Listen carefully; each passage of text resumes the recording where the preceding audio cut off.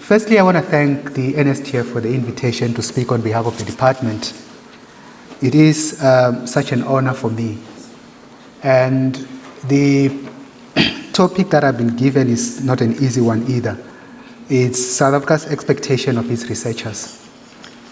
And I think we probably have a lot to say about, or to think about, when we ask about the expectations that people have for us. Because in certain instances that could also clash with the expectation that you have for yourself. And then there is also an instance where there are so many stakeholders, each one of them having different expectations on you. And they basically then assess and measure you on the basis of their expectation, not necessarily what you have conceived as what you are expected to do. But when it really comes to the area of researchers, I have been able to reflect on a number of useful things that I think are key in terms of what researchers are expected to do. And the first point I want to highlight to you is the one of excellence. I think when you are a researcher, it is important to know that excellence is not negotiable. You cannot compromise the kind of work you do for anything. Because the moment you start doing that, that means you have actually relinquished your role and responsibility as a researcher. Because what we also need to be aware of globally is that the knowledge that you generate as researchers is actually knowledge that is useful in enabling those who make decisions to make informed and evidence-based decisions. Otherwise, people then just take decisions at a whim. So, which means that even in terms of how policies are formulated, they would need to be informed by facts, and those facts are actually a subject of generation of knowledge, which will probably be what researchers are supposed to do. So we therefore cannot afford to be at the center of misinformation. And I think just understanding this role in terms of excellence, what is important perhaps to know is that when you are a researcher, you are not a manager of some social group like your WhatsApp or Facebook. So you therefore don't just find anything and just press share. You've got a responsibility, because in the era of information, some of which is actually not even information but misinformation, people consume whatever they are given. But there is a need for them to have a sense of understanding and appreciating certain quotas that generate and distribute knowledge. And my view is that researchers are at the core of where trust should lie when it comes to information being perpetuated. So we therefore need to be very mindful of the power that we hold. And there is nothing as dangerous as having power in the hands of a wrong person. So generally, by being a researcher, there is a certain expectation and there are certain powers that you are given. And there is also a certain bar. You may not know about it. And that bar says if information comes from research, it has to be believable. So you therefore have to be responsible enough to say that I've got this arsenal in my exposure. And when I discharge them, I've got to be discharging them for the right reason.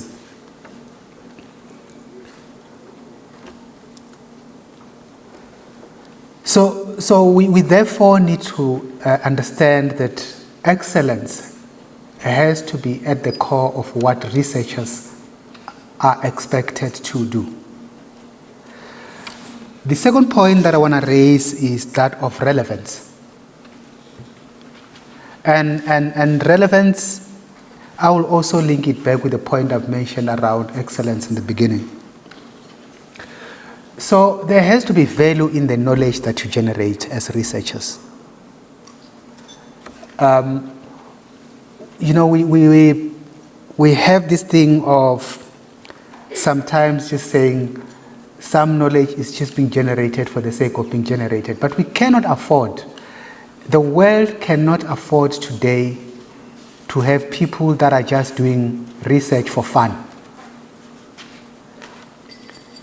Because if we just start doing things for the sake of doing them, it also means that sometimes even the way in which we project the outcomes of our research becomes something that is more like, oh, we're just doing this by and by.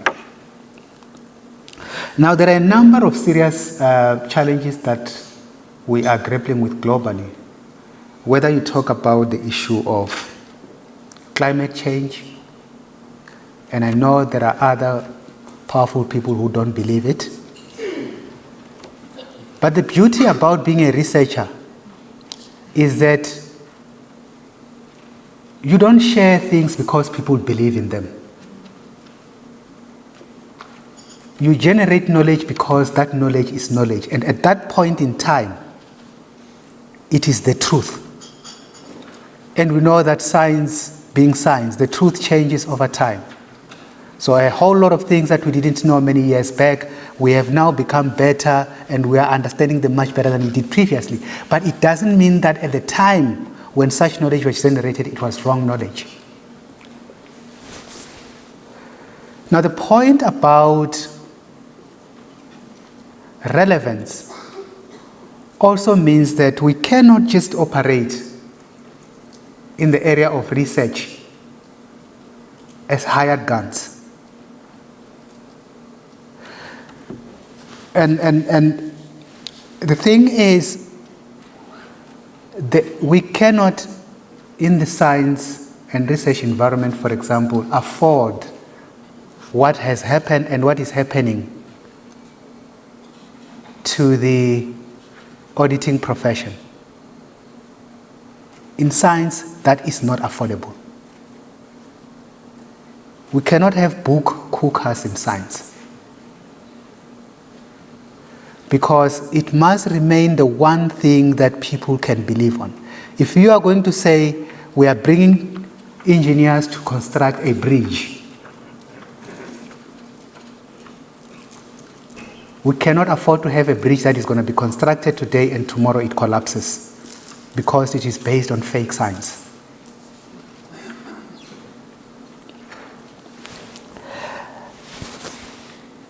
Now, we also expect that researchers will be objective.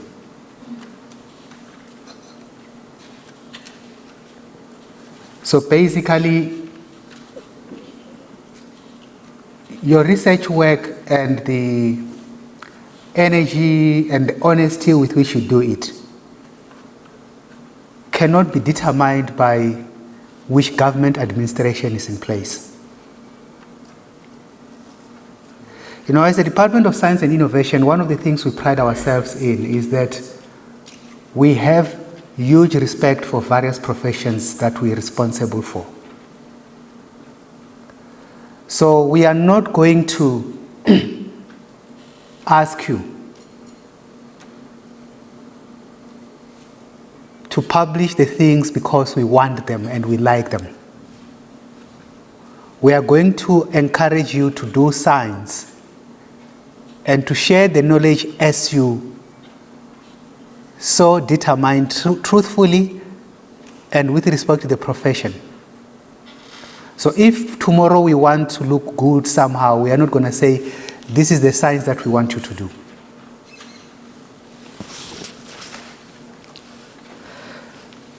Now, researchers have to be part of the community. They have got to be in the community, and they've got to appreciate that when you are doing research, it's basically more like you are operating on a calling. And my take of a researcher is that you cannot afford to be a fake one. It's either you are a researcher or you are not. And that is going to be quite crucial. So there are a lot of things that needs to happen when you look, for example, in South Africa, on the issues of relevance. We cannot afford to not understand, one, the role of inclusivity and transformation in the research fraternity. And that is actually going to be carried out by researchers themselves.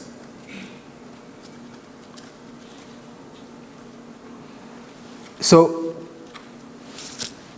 and when we talk about the matters of transformation, and it again makes me fall back to the issue of excellence, these two things are not mutually exclusive.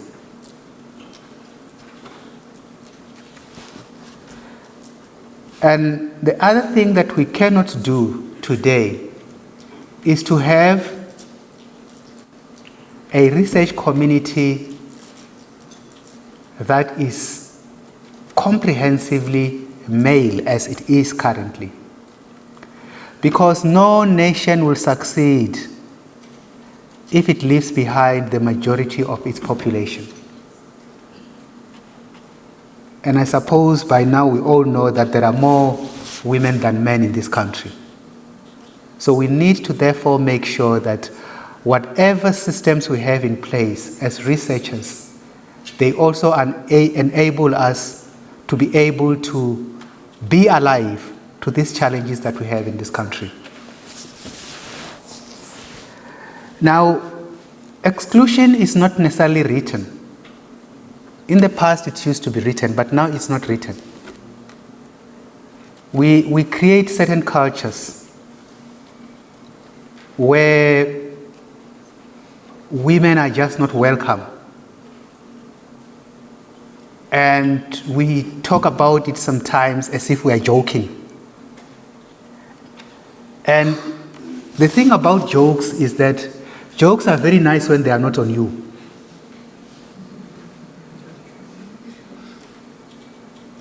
So we therefore need to create that environment. I had a chat with a colleague 2 weeks back, and she was talking to me about her experience after joining another organization. And as fate will have it, when she joined this organization, she was pregnant, but it wasn't visible yet that she was pregnant. And then it came time for her to go and leave, and her boss kept telling everybody about how disappointed he was. Now, it's, for me, those sort of things create that environment where people feel that they are not welcome. So we therefore cannot be researchers and pretend that we are living in another planet, which is different from where others are living. Now, the third point I want to come to is that researchers are expected to be reproductive. Now, even the good book does say, go out there and multiply.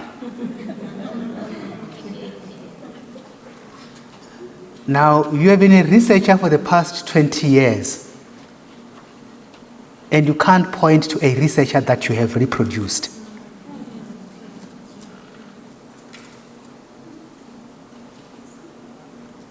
And when we say that you need to reproduce yourself, actually you need to reproduce offsprings that are better than you, because every single generation has to produce better people. So it is therefore expected, and this is really just, recreation is about the power, the staying power. It's about making sure that even when you are gone, you are still alive.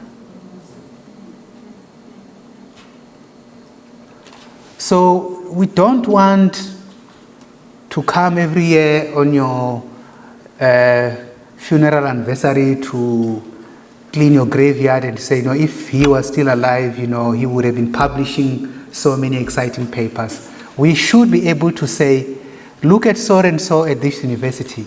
Look at so and so at this entity. Look at so and so who is doing so many exciting things in the South African economy. That person has actually been produced by this researcher.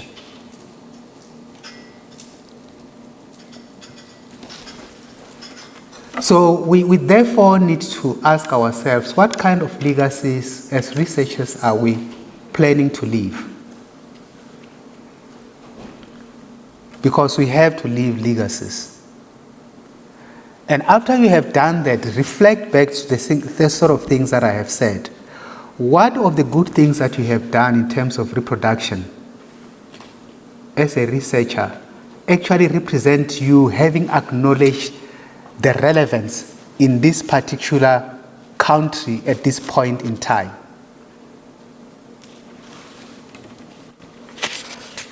Now,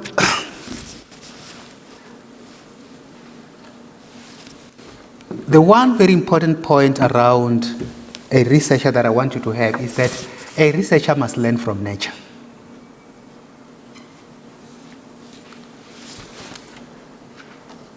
There are so many critical lessons that we need to learn from nature.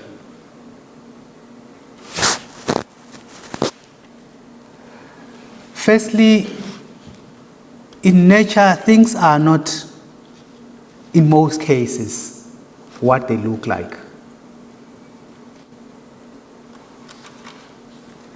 Now, when I look at you, I'm seeing human beings, and you also consider yourself to be a human being. And I think we agree to that. But let me ask you a question.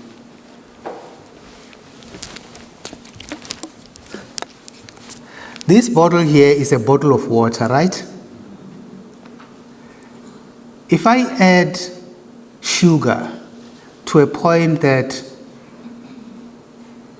it becomes a saturated solution, what does this become? Does it become water or does it become a sugar solution? Sugar solution. So this is really a bit of reflection on my chemistry 101.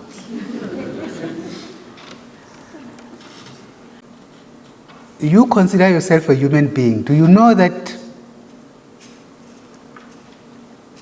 there is more bug cells in your system than there are your own cells? This is a lesson in biology. Are you aware that there are so many bacterial cells in you than there are your personal cells? Are you aware? And you think you are a human being? Now, the point that I want to make here is that a researcher must always see himself or herself as part of an ecosystem. Because you are an ecosystem. And sometimes in the ecosystem, when you feed one aspect of the ecosystem and you keep it alive, you actually keep the rest of the system alive. Now, when you wake up and you eat food, you may think that you are feeding yourselves. But there are actually a lot of bugs that you are feeding, that in the process of feeding those bugs, they then feed you. But first you feed them. And again, this seems all very biblical. Now it's like that prophet who says, you feed me first and then you eat then. So what normally happens is you're going to eat that food and your bugs are going to getting very excited and they work on that food and then your bloodstream absorb it. There's no way that the bug that you ate is just going to go through to your bloodstream. It's going to have to be eaten by the bugs first. And then you get the leftovers. And that's all we're working for. We are working for these bugs. Every day we wake up and we make sure that the bugs are happy, because when the bugs are happy, we are happy. Now, the point I'm really making is that there is talk about the value of the triple helix, and now people talk a lot about the quadruple helix. We need to begin to look at ourselves in that context, because that helps in terms of how the knowledge we generate as researchers get transformed into services and products that are going to make our lives better. So we need to also think about the end of what we are working towards as researchers. Now, why am I saying that sometimes the things that we see are more important than what we think? It's a very simple thing. I hear people saying, yeah, but you scientists are wasting money. Why do you give people money to just study about some insects and stuff? And then you have a very serious forensic case.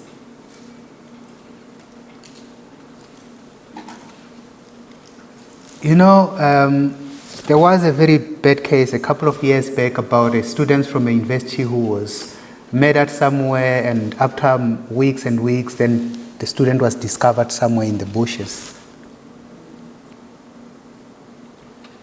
And you know who was successful in the prosecution? Or you know who actually made that success of that case? It was not the policeman. It was the bugs.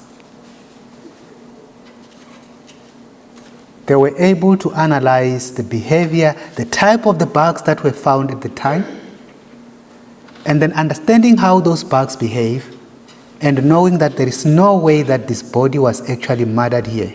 The body was murdered somewhere, stored, and then dropped here.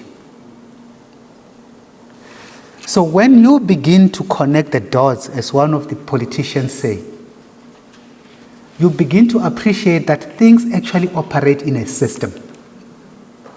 So you therefore cannot have this community of people called researchers who are divorced from the whole ecosystem. Because that ecosystem provides you with fodder to continue to live. It provides you with questions that you are going to probe as you generate more knowledge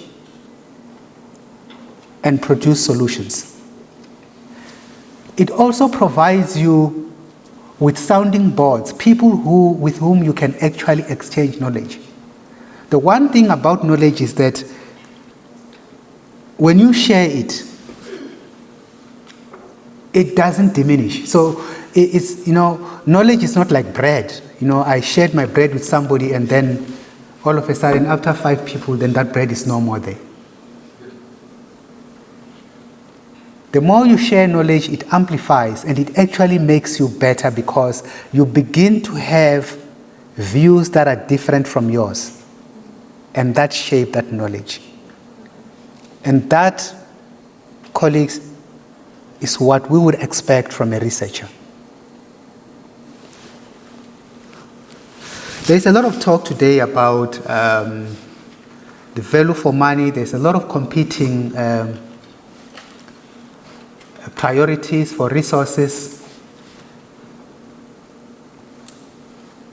And there are certain decisions that sometimes politicians have to make. And let us help politicians make decisions not on the basis of who is shouting the loudest, but on the basis of who is providing the facts. And those facts, in my view, cannot come from anywhere than from researchers.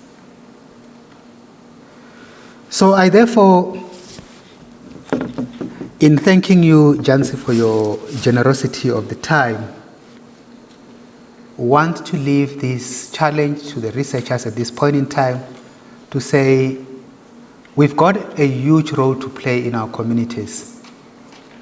We've got to let people keep the faith on us as researchers, well, including me, who's a retired researcher at a very young age, I must say. And we also need to be able to say, when we stand up to speak and to share, we need to do so with authority and conviction. That when we are challenged and we have made mistakes, we would have made genuine mistakes. Not because we wanted to tell people what they want to hear. Researchers tell people what they need to hear. So I thank you so much.